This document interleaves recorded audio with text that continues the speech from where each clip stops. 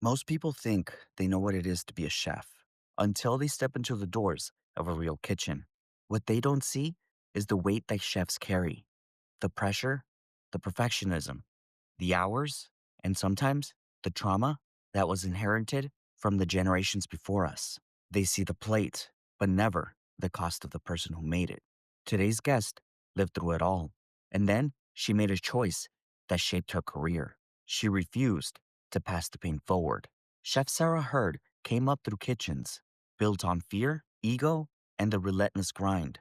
But instead of being a byproduct of that system, she decided to build a new one rooted in respect, accountability, and the radical belief that the kitchen can be great without breaking the team inside it. In this conversation, we go through what leadership looks like when fear no longer works, what mental health looks like when the industry refuses to talk about it, what it means to be a woman leading in a world that's still catching up to her, and one question that just might challenge everything you believe about the future of restaurants. This isn't just about a food interview. This is survival. This is culture. This is what happens when a chef decides to change the system instead of letting the system change her. My interview today is with Chef Sarah Hurd, and she's the co-owner of Foreign and Domestic. My name is Chef Ismael Torres, and this is Chef Ismael's Kitchen Quest.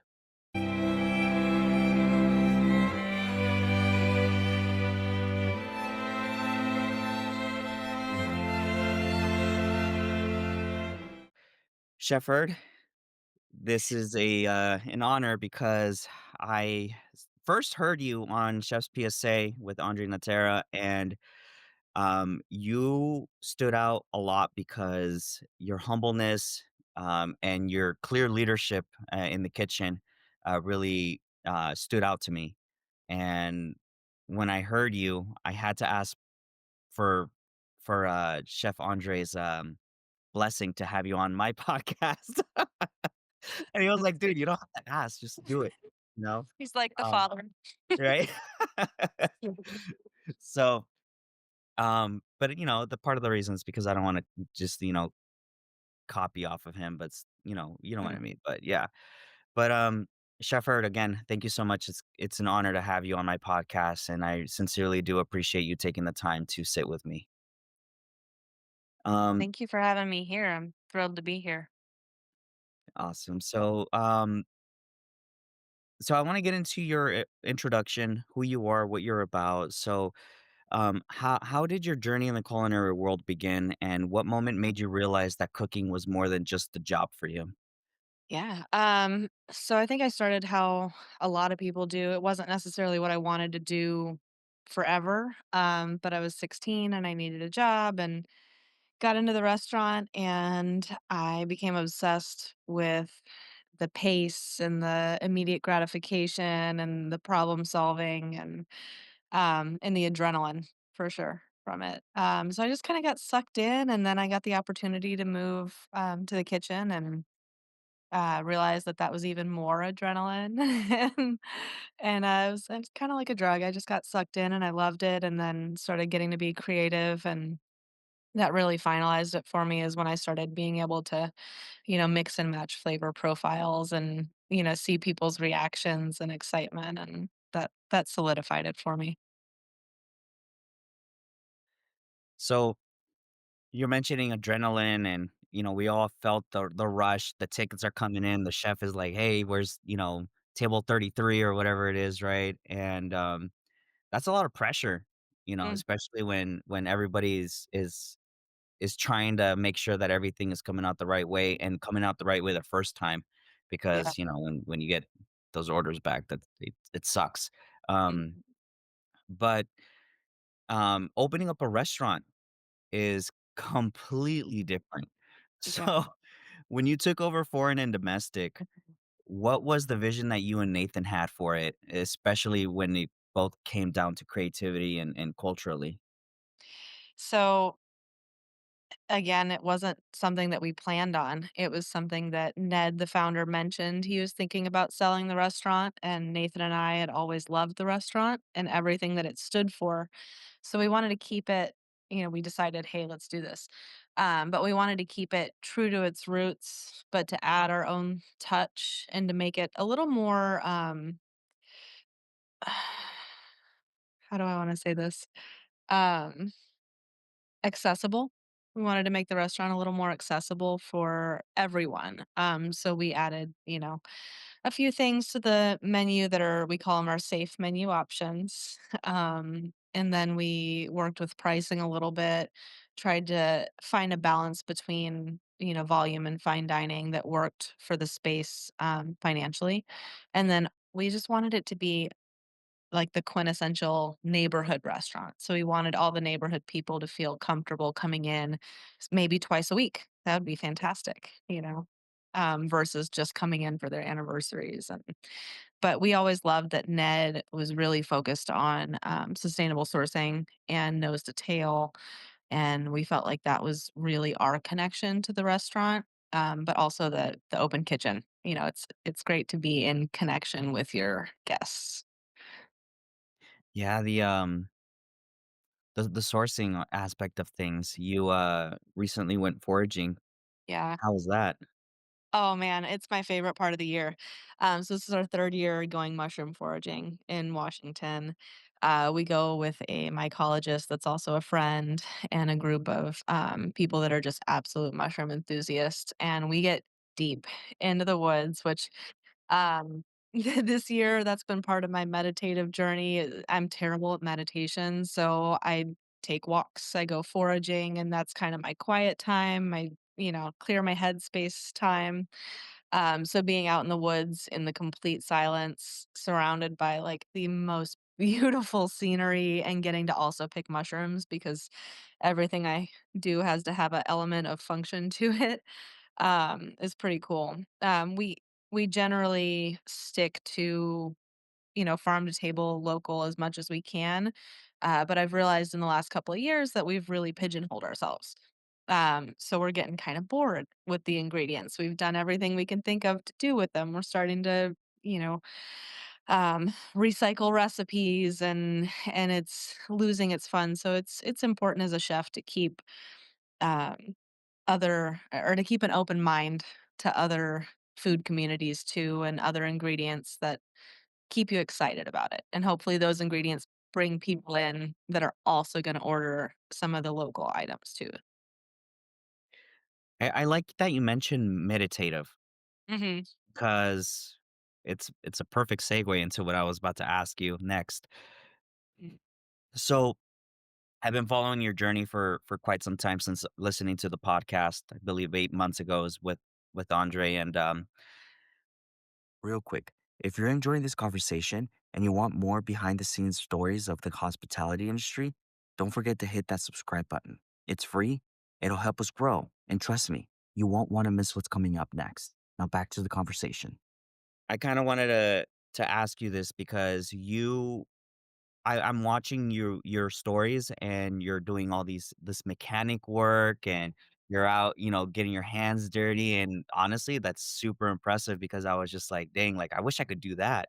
Some of the things that you're doing, I'm just like completely like, oh man, like how do you even mess with that thing, you know? Um, but you've built a life that's closely connected to the land. Raising animals, gardening, foraging, how does that change your relationship with stress and burnout? Ooh, stress and burnout's a big one for me this year. I actually landed myself in the ER earlier this year. Um, things, all the restaurants are struggling right now, and the small ones are feeling it the most, I feel like. Um, and I'm realizing that my life was completely all about the restaurant, right? So as soon as the restaurant started not doing good, I wasn't doing good. And I was stressing about it and then living with my business partner, we're, talking about it at home and there's no reprieve from it. Um, so ended up in the ER. It was not good. Basically, they ran a million tests and they were like, there's nothing physically wrong with you, but you need to reduce your stress. So I started thinking about things that make me happy that I still feel productive with because I'm a Capricorn. I have to always feel productive. Um, and things that are adjacent to the restaurant, but kind of bring that passion back for me. Um, So I leaned farther into my foraging and started, I'll go read by the river, touching water, super important for me. Um, but just really reconnecting with the food at its source versus in the stress of the kitchen, in the stress of the restaurant, in the stress of the financials, and just reminding myself every day of what makes me love food and seeing it, unadulterated and untouched is a big thing for me. I'm really sorry that happened to you. It Yeah, it's I'm not. It was good. It was important. yeah. Why would you say that? Because it put a lot of things in perspective for me. And I had, like I said, I'd started recycling recipes, getting kind of um, stuck in a rut, really, really starting to burn out. And that was a wake up call for me. It got me to go back to the gym, and that helps me again with the meditative things. And I started leaning into some other creative outlets, and I think that when you start giving yourself a little space from what you love, you remember why you love it and you're drawn back to it. So, for me, taking that time away from things is what's really gotten me, reinvigorated. Yeah, I guess the old adage, right? Whatever happens, happens for good. Mhm. Um, and so I'm glad that you took a negative and turned it into a positive, and that you're doing something with it because Mhm. it's easy to just have that negative experience happen and then not really do anything about it because you kind of feel that you're feeling in that funk where it's like, well, I'm already this way, so I might as well keep going, I guess, and it sucks, and I've seen it happen multiple times. Um, but you mentioned that how the restaurant is world is brutal on mental health. What changes do you think owners and chefs need to make for this to truly improve? Yeah. I think for me, my physical health was in a lot worse shape than I thought it was. I thought I was doing fine. I had a little extra weight that I couldn't get rid of, but I attributed that to getting a little older. Um, but my doctor let me know, he was like, just because you're on your feet 12 hours a day doesn't mean that you're, really doing anything for your body. Your body's accustomed to that. So you have to push your body further. Um, so going to the gym, honestly, getting my core back in shape helped a lot because I don't feel as tired in the kitchen now. I can move easy. I don't feel, I think I realized how much my weight was affecting um my exhaustion. And being able to just like lift things up and move things and not have to think about that and being able to focus on the actual kitchen work has been pretty helpful. But it's also, mental health. I don't feel exhausted just walking. So it's great to add some sort of gym routine in and have your mental breaks. I started reading again. That helped a lot. So I wanted to I guess ask about your employees and your teammates. Like how do they feel about burnout and mental health aspect of working in the restaurant? Yeah. We try to talk about it a lot, to keep an open door. I think that was a really taboo thing for a long time, and I don't think that helped anybody. But we try to talk about it. We try to talk about having hobbies outside of work that are not drinking. That's a big ticket one. But we try to keep them, we talk to them about hours. Like, are you getting enough hours? Do you need more hours? Do you need less hours? How can we help you find a balance? So do you believe that restaurants should take more responsibility for supporting the mental health of their teams, or is it and if so, what practical steps do you think they can take?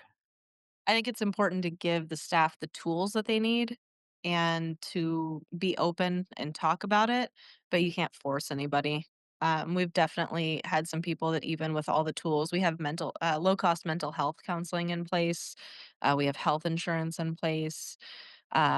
I actually help people with their finances quite a bit, which is funny. It's just something that I'm particularly good at, and I'm happy to help them with, figuring out how to make their paycheck work for them. But sometimes people just don't take the tools and use them no matter how much you hand them to them. And unfortunately, we try to move those people out of the building because they're not good for everybody else's mental health. And that has to do a big part of culture, right? Right.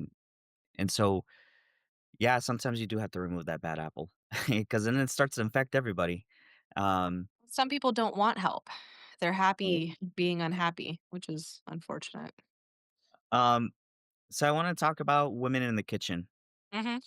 So the culinary industry has often been very male dominated. Right. And so how was your experience as a woman? How has it shaped your path as a chef and as a leader? Man, I think it's twofold. So my experience in the kitchen started as I would say a little girl in the kitchen.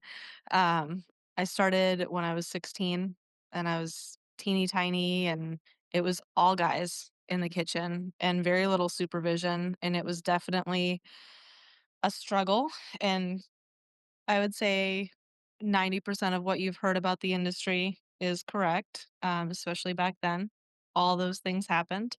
Um, and so I think I started off at a real handicap because I was so focused on survival in the kitchen versus the craft.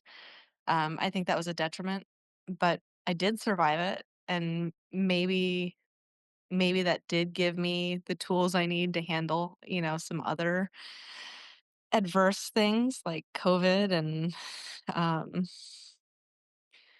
there's been a lot. I'm not gonna list them because I don't wanna think about them. But Mhm. I feel like it gave me thick skin for sure.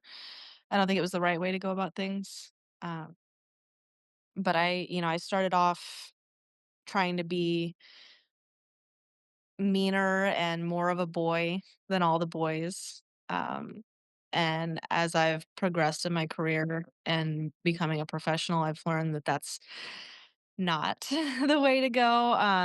I've finally found, what I'm actually comfortable with, and that's more of a motherly role in the kitchen, a strict mom, but definitely still making sure that my priority is always to grow our staff and give them the tools, teach them as much as I can, and make them feel like they're being taken care of and that they're in a safe place to learn as much as they can. Man, yeah, I mean, honestly, I can't imagine how difficult it must have been for you, especially, you mentioning you're tiny, you know? Yeah. Um, Yeah, I weighed 95 pounds when I entered the kitchen. no, I mean, sometimes, man, I don't know, like, I can't imagine how difficult it must have been for you. Mm. If you could go back in time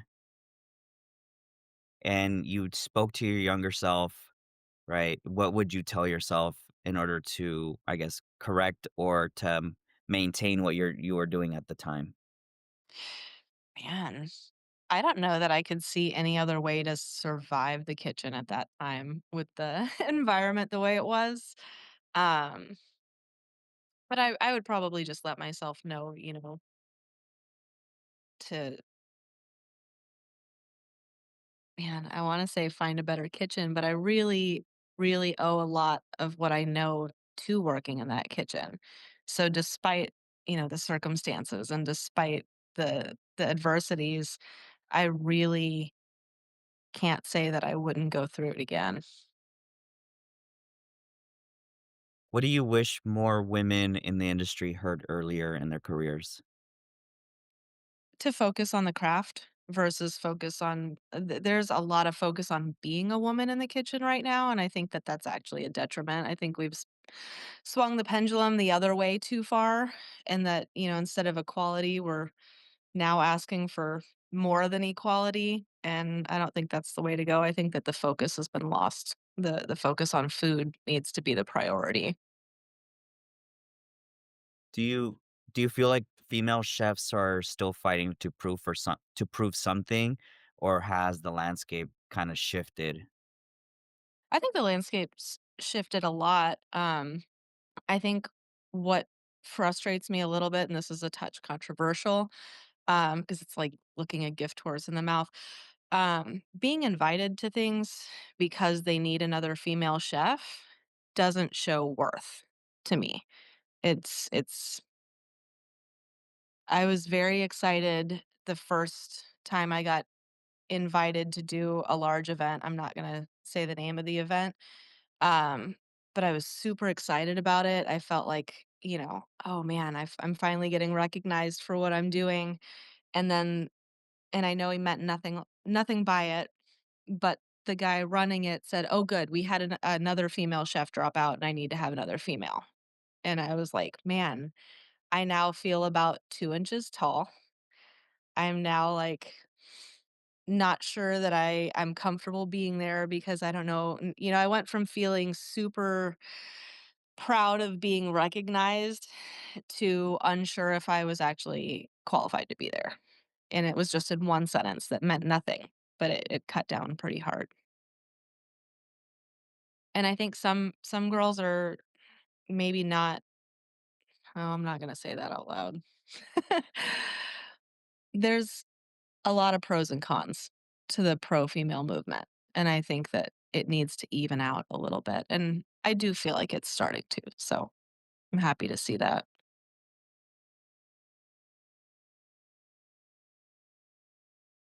That bothered me. Like, it really Sorry. did. Um, Yeah. I hired, when I was an executive chef at my previous job, um, Mhm. I had a female chef that, worked under me, Yeah. and I was scared of her because she was former Marine, and, she was very tough and so forth, and, but at the end of the day, I didn't hire her because I was scared of her or anything like that. I hired her because of her qualifications and, Right. I knew that she held a set of standards that I personally held myself, right? Right. Um, That's how it should be. yeah, and so and then me coming from a background in law enforcement, because I did, police academy, but I never went into becoming an officer. But those standards that I learned in the academy, I took them into the kitchen, and oddly enough, it worked out for me because you go into work clean, ready to go, focused, and and the pressure that you get, making sure that the owners are happy, the investors are happy, Mhm. your team is happy, and so forth. And so, me having her as my sous chef and an extension of who I am in that kitchen, and she was tougher than I was, to be honest. The way she she spoke and the way she I guess demanded I don't wanna say demanded. Mhm. Um, yeah, I guess in a hypothetical sense where she demanded a sense of respect, and people respected that, and so, um,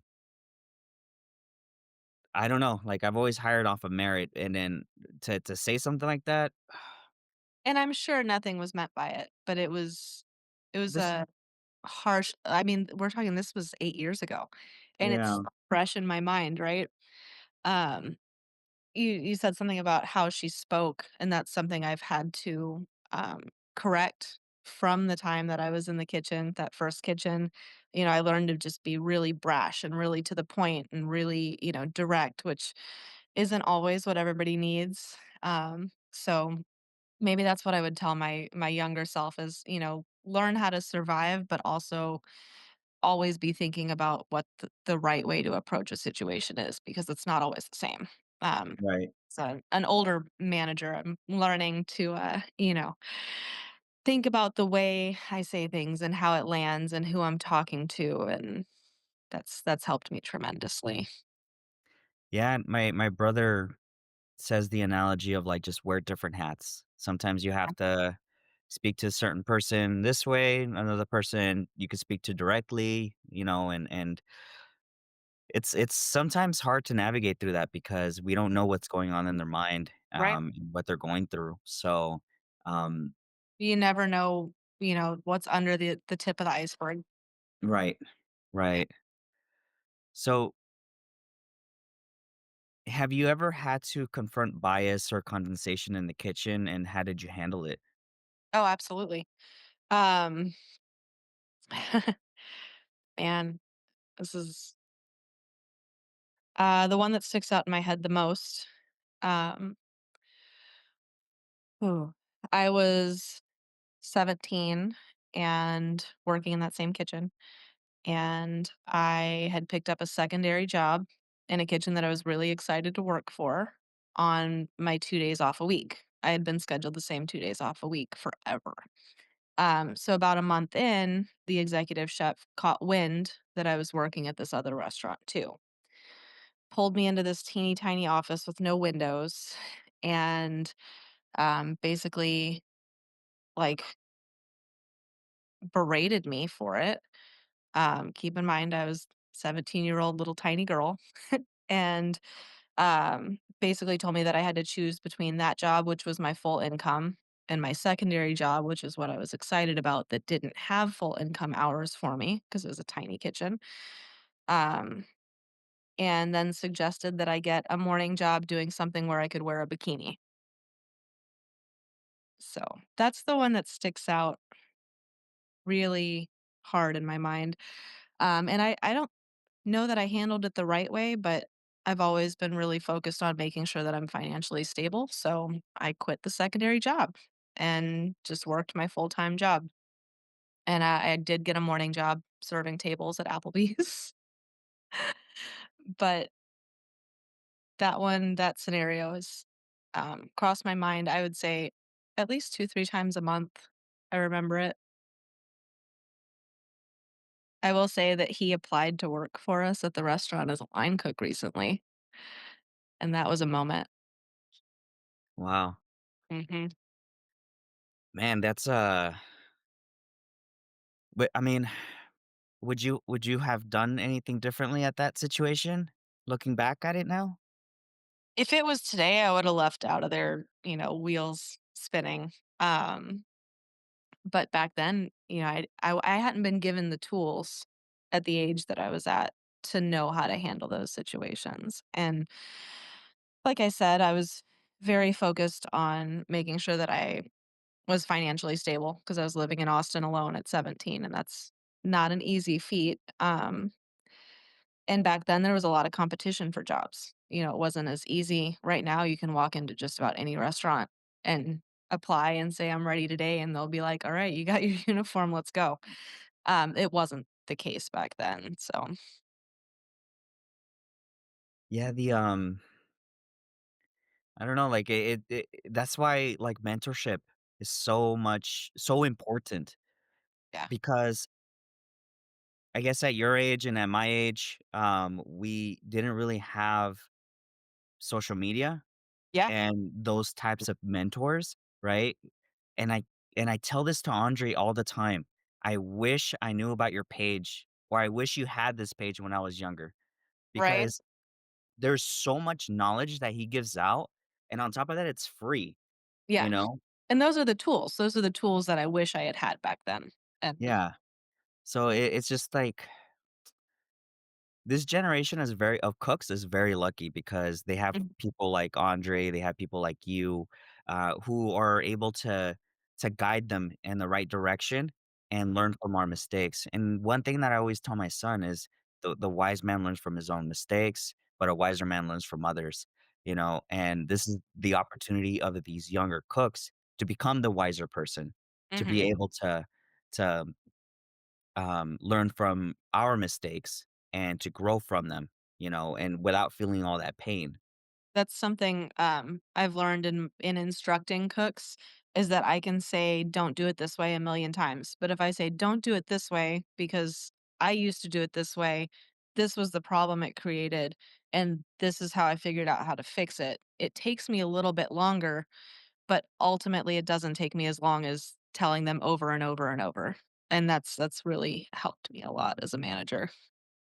Yeah, that's true. Yeah, because 'cause I've had chefs tell me, like, "Don't do it because I'm telling you to." Like, Yeah. That's the okay. lazy answer. I mean, and sometimes that answer is necessary. Like, in the middle of service, I'll tell them, "Hey, just do it like I told you to," and then after service, when the pressure is off, I'll circle back and be like, "Hey, remember that conversation we had?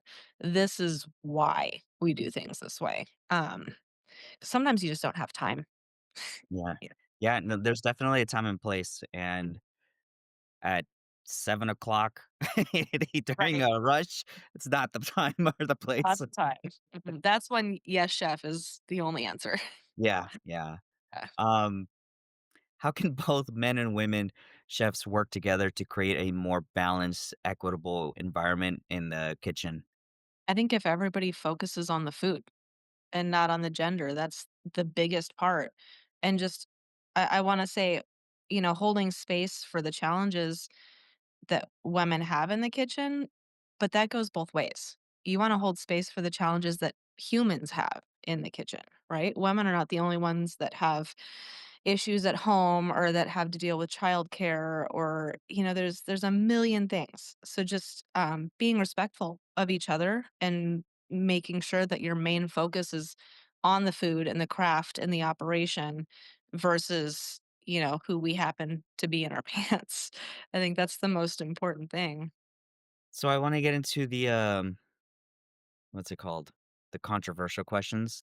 So Michelin was just at, in Austin, and, I've been seeing a lot of clips and videos of, the Michelin Guide past, I think they were just in Shanghai as well. They were giving out the awards and stuff. Or not Shanghai, in China, I mean. And, but Austin recently just got the Michelin Guide Right. Mhm. in-house. So, I wanted to ask you, do you think the obsession with Michelin stars and awards help or hurt the integrity of cooking? Mm. Okay. Um, I definitely think it does. Um, but it really depends on, as a chef, what your goal is, right? So there's an element of ego in the award system for sure. Like, why do you want the Michelin to recognize you? Is it because you want to be able to say that you've been recognized by Michelin, or is it because you want the restaurant to do better? So for us, we definitely want to be recognized by Michelin because right now what we're seeing is, hey, they just came through, everybody got their recognition, we got passed up again, so I don't want it to, it's not biasing my answer. This is how I felt for a long time. But we did get passed up again, and what we're seeing is everybody's flocking to those restaurants versus us. And we don't know necessarily if I mean, maybe we flopped when they were there. I don't know. But we also are concerned that maybe we're just not on their radar because we don't really pay for any promotional things. We survive solely on word of mouth and open table and we don't have big PR companies and I hate to insinuate that there's an element of pay for play, but I think that is an aspect in everything. Now, there's nothing that it doesn't touch. But I think that some chefs get so focused on getting those awards and not just Michelin, all of the awards that they lose focus on growing people, and that sometimes it washes out the industry a little bit because I think you see a lot of these restaurants that do get the big awards and then they close and people are like, "Well, how? They just got all these awards." And it's like because they didn't maintain the balance of being an actual successful restaurant and doing good food and the longevity of it. They were solely focused on that. And this is going to wash it out a little bit. I'm going to call it a dopamine rush of getting the award. You I wanna say you hit it right on the nail because honestly, like, I had this conversation yesterday with, my cousin Mhm. about it because, I'm not sure if you know this, I'm a private chef, and so I'm very, very, very focused on the craftsmanship, the food, and making sure that it tastes good, but then where I lack is the admin side of things. Yeah. Um, and so, when I don't wanna say I lack at the admin because for whatever reason, there's certain aspects of the accounting where I will wait last minute and then it will take me days to fix Yeah. because it's just, I'm in my mind, I'm just like, okay, I'm a one man team, so I gotta really like make sure that everything, is good on my client's end. I'm Uh-huh. making sure that I'm selling. I'm making sure that um, the accounting aspect, the cleaning, the just everything in general. Um, so it can get overwhelming, but these restaurants that earn the Michelin star, like, I just feel like there should be no excuse, like, I to think fail. Yeah. something that I feel like with the awards is that they do serve a purpose. So they are looking at the guest experience, right? They're scratching the surface. For me, what they're not seeing is how is the kitchen run? Is it efficient? Is it organized? Is the restaurant making money? Are the staff happy? Are those staff when they leave going on to open their own restaurants?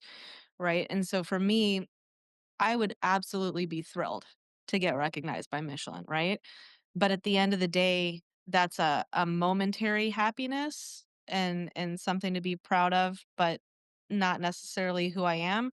For me, who I am is definitely how the restaurant is run and how my staff are successful and, how I'm seen as a human being. Like, am I doing the right things? Yes, I could be super crazy in the kitchen and pump out absolutely fucking perfect food every single time.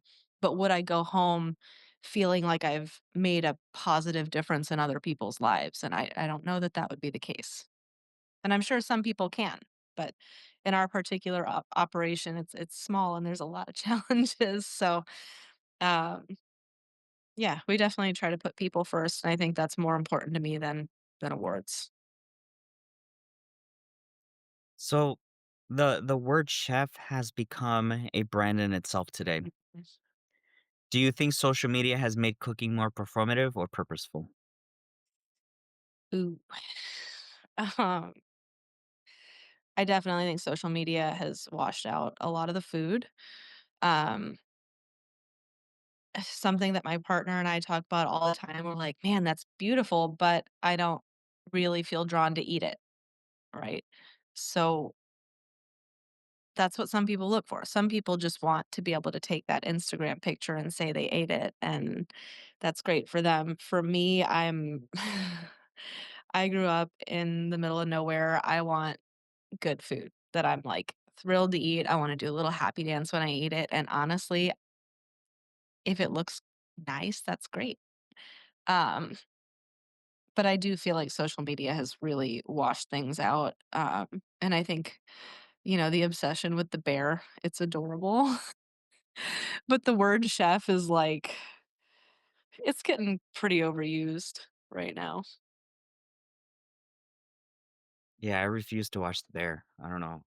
I watched it, I think the last season got a little, um, less realistic and a little more dramatic, and I it is what it is. I don't watch a lot of TV to start with, but, um, I can appreciate it for what it is. I just think that obsession is a little funny with it.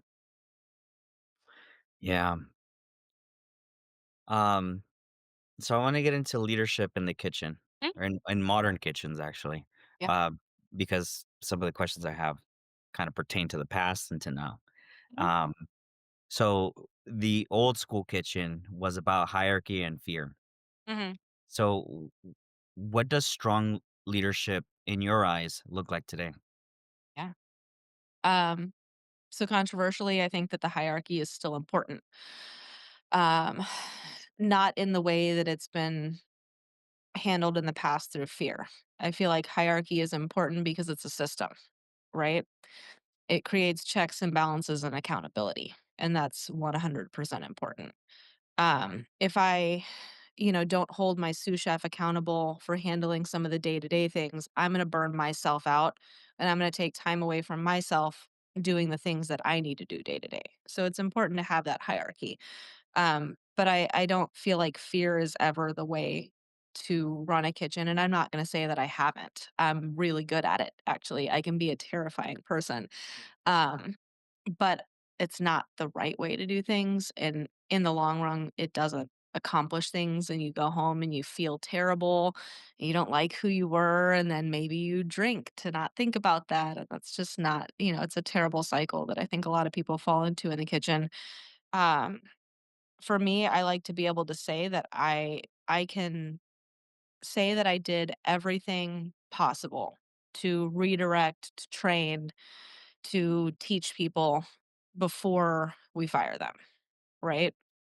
So sometimes I think my biggest challenge is that I'll give too many chances, which can hurt the restaurant sometimes. And I'm having to learn that sometimes it's important for the whole to make a decision earlier on than later. Maybe 2 chances, maybe 3 chances, depending on what's going on, but to really dig in and see, what's going on with people. Sometimes people don't tell you what's going on in their home life, which is refreshing, but also you need to know that to manage people effectively. Um, so yeah, I feel like leadership through understanding and hierarchy through checks and balances is important, but, to say, "I'm the chef, so do what I say," is not necessarily the right way, and it doesn't accomplish things long term. It might fix things in the moment, but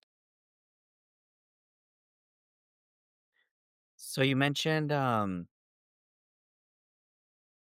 about growing your team, and then on top of that, me watching your guys' work at your restaurant, it is absolutely beautiful, your dishes, so, shame on Michelin.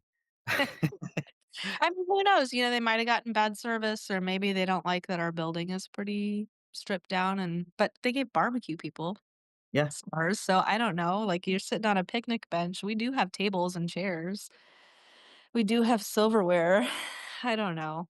Who knows? And maybe, like I said, maybe we weren't even on their radar. yeah, yeah.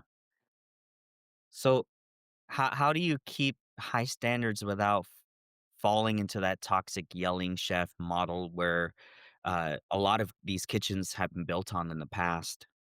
Yeah. So I think having the open kitchen definitely helps, because I can say, "Hey, that person right there just paid this much for that plate. Do you feel like you're gonna like watching them eat it? Do you feel like you're gonna be excited to see their face when that plate drops, right? Or do you feel like you were respectful of them when you plated that risotto that wasn't fully cooked yet?" You know? Um, so I really lean in with our staff on, "Hey, that's beautiful. I want you to watch table 30 when it drops. I want you to see their reaction." So we really, really push the staff to think about the guest experience and to put themselves in their place, and I think that helps tremendously. What's one leadership mistake that taught you the most? Oh, that's a hard one. There's a culmination of so many. Um, God, I can't think of one specific. I think I think for me, the thing that I regret the most is, allowing myself in my early days to drink while I was working and to let myself be seen, without inhibition and to speak freely and, maybe voicing a lot more opinions than I should have. If it's not pertinent, it doesn't need to be said. And,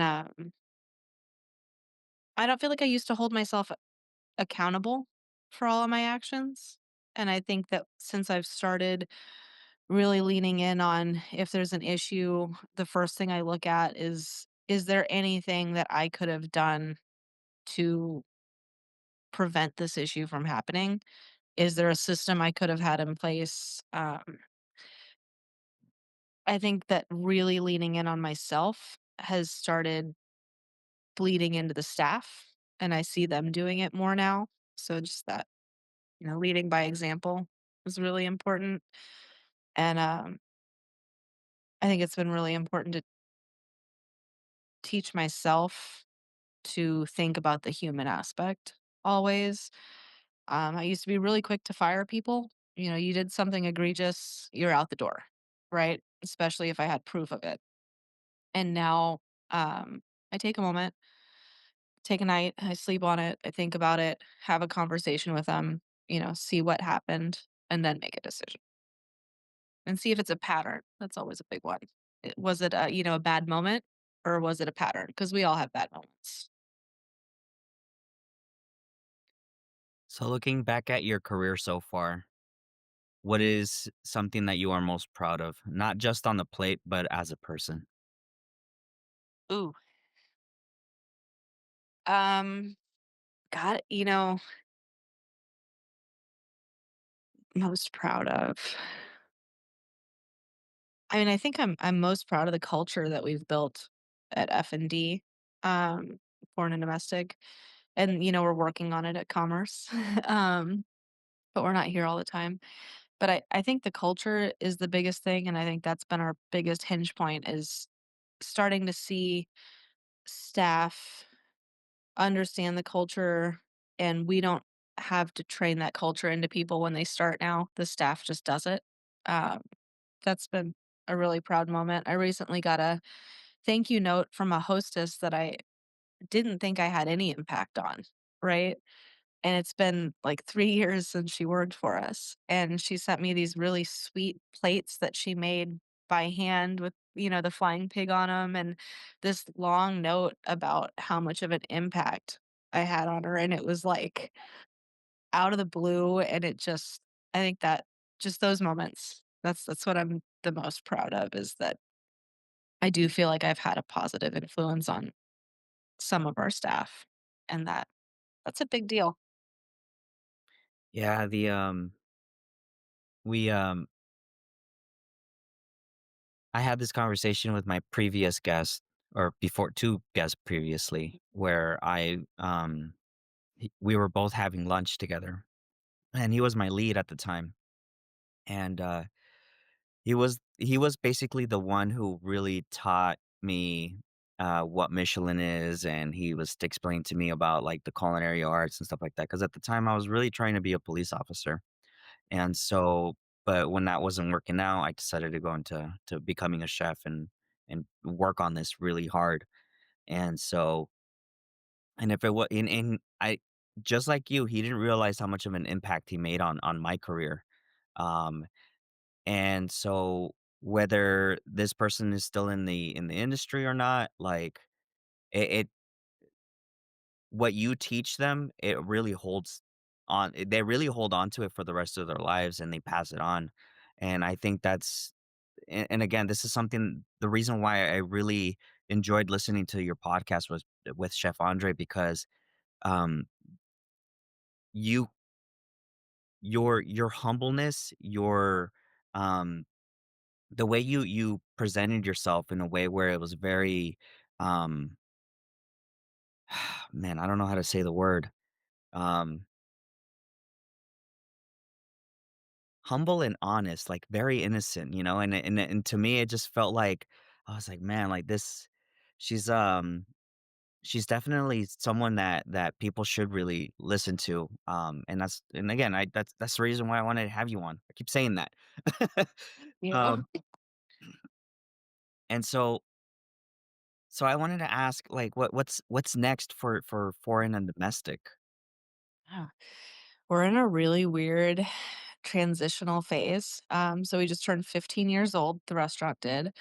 We've been there for 8. Um, and we're starting to see a slowdown. And I think, some of it is that people are just like, oh yeah, it'll always be there, right? So we'll go to all the new places right now and they just expect that we'll always be there. So it's the joys of being, a staple. Um, we're looking at how to, make sure that we stay relevant. How can we adjust operations to fit into the groove that we're in right now? Um, And then how do we shake things up a little bit? For me, 8 years of cooking in the same restaurant is a lot. 8 years of using a lot of the same ingredients. So we have a really great CDC right now. His name's Cameron, and he's a fantastic manager. And he's told us creativity is not his strong point. So we're working with him to round that out and hopefully I could take a step back and work more on the leadership things and making sure that I need to be at Commerce Cafe a little more often than I am right now. Um, but I really feel like he's the right fit, and we're really excited to be transitioning him into that role. He's definitely in the right hands with you guys. Um, Last question. Mhm. If you could give one piece of advice to the next generation of chefs coming up right now, what would it be? You can't pour from an empty cup. So I'm not saying be selfish and don't show up to work and go out and, you know, you have to find your balance. You have to figure out how to keep that cup full. Because once you burn out, you're not doing any good to anybody. So have those hobbies, have those things that help you clear your mind. Take an hour a day and get out of the kitchen. Don't think about food. Give yourself some space. Remember who you are. Chef, I sincerely appreciate you taking the time to sit with me.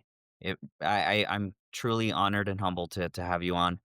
And yeah, no, I sincerely appreciate you. Well, thank you. I'm honored to be here. So. Awesome.